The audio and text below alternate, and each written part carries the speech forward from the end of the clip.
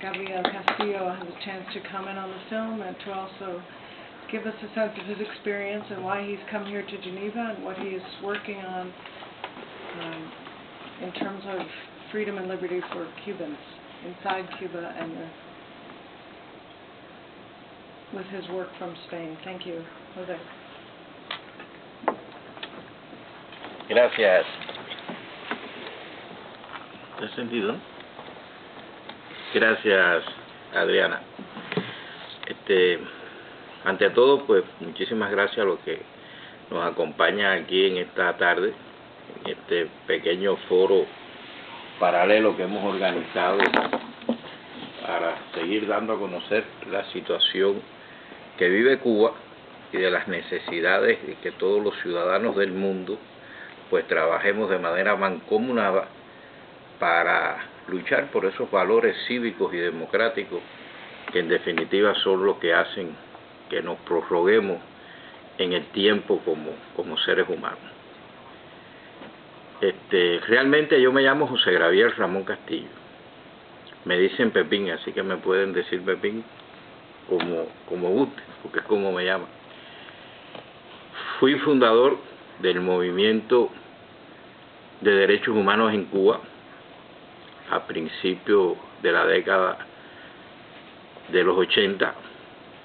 Después también pues fui fundador del periodismo independiente dentro de Cuba. Soy periodista. Y fui fundador también del movimiento de pedagogos independientes, donde pues los pedagogos, soy licenciado, trabajé un tiempo en la Universidad de Oriente, en la Universidad de Santiago de Cuba, de donde fui expulsado por haber creado en el año 1993 la primera organización de derechos humanos en la región oriental de Cuba,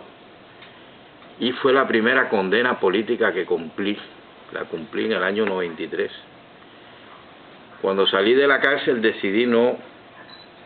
irme de Cuba, decidí seguir luchando dentro de Cuba. Creé entonces otro proyecto que se denominó el Proyecto Instituto Independiente Cultura y Democracia, con el propósito de promover, de fomentar, de contribuir a la adelante difusión de los derechos humanos en la sociedad cubana, promoviendo todo tipo de manifestación artísticas y literarias dentro de Cuba, y estando dentro de todo ese movimiento para producir cambios. Por esa otra razón, pues 10 años después, en el 2003, pues fui encarcelado en lo que se conoce como la Primavera Negra de Cuba, que fuimos encarcelados 75 personas. Después se encarcelaron otros más, pero quedó aquello como la causa de los 75. A veces me han dicho que yo a veces he creído que esas cosas se conocen, que esas cosas se saben, porque uno tiene una perspectiva de que en el mundo se mueven todas estas cosas, que hay mucha información. Después me di cuenta que no es así. Llevo año y pico en el exilio, como exiliado, y me di cuenta que hay que hablar de este tema, recordar estas cosas, para que se tenga una idea real de quiénes somos los que estamos aquí,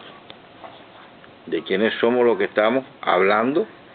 que no somos personas sin ninguna autoridad política ni moral, como nos quiso presentar el señor Juan Antonio Palacios, el representante cubano aquí ante el Consejo de Derechos Humanos, que catalogó de payasadas mi participación antier en el plenario del Consejo, y que yo le daré su respuesta, su réplica cuando llegue a España, me siente, escriba el artículo que le voy a escribir de respuesta, de réplica, para decirle que no fue una payasada lo que vinimos a hacer aquí, sino hablar de la realidad de Cuba, que allí en el plenario no se habló porque el grupo de organizaciones que ellos trajeron, más de otros países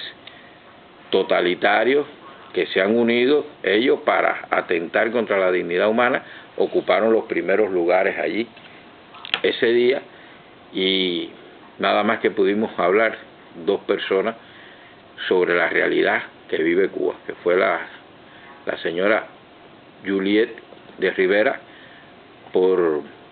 Human Rights Watch y yo, que fui el otro que hablé. Ya eso es historia, pero quería recordar esto porque realmente es una cosa de que nosotros creemos que es bueno señalarlo. Y además también decir que nosotros hemos incluso tomado una posición de no remover el pasado, de no volver a traer el tema de Cuba aquí al Consejo de Derechos Humanos, de esa cosa candente, sino partiendo del mismo hecho que el gobierno se presentó a revisión en febrero pasado, se le hicieron 56 objeciones, aceptó solamente 17 y de esas 17 fue incapaz el representante cubano aquí ante el Consejo, fue incapaz de demostrar y ver la voluntad del gobierno cubano para resolver la situación de los derechos humanos en Cuba. Situación en la cual están involucrados activistas de derechos humanos, sindicalistas, pedagogos, bibliotecarios, periodistas, porque hay 22 periodistas, 22 colegas míos están en la cárcel todavía. Y esa respuesta, el señor Juan Antonio, el señor Palacio, no convenció a nadie y nos dio una respuesta, y nosotros simplemente planteamos y seguimos planteando la tesis de que para que en Cuba se respeten los derechos humanos y haya un paso, una voluntad,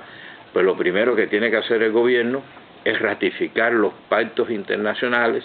en materia de derechos civiles, políticos, sociales y culturales, donde están contenidos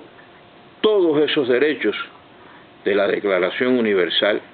de los Derechos Humanos. Y partiendo de ese hecho, pues veríamos entonces la voluntad del gobierno y Cuba pudiera cambiar esa realidad tan mala que tenemos, como pudimos todo apreciar en el documental, que no necesita comentarios. Las cosas reales no necesitan comentarios. ¿Qué se le puede añadir a eso que todos hemos visto con nuestros propios ojos?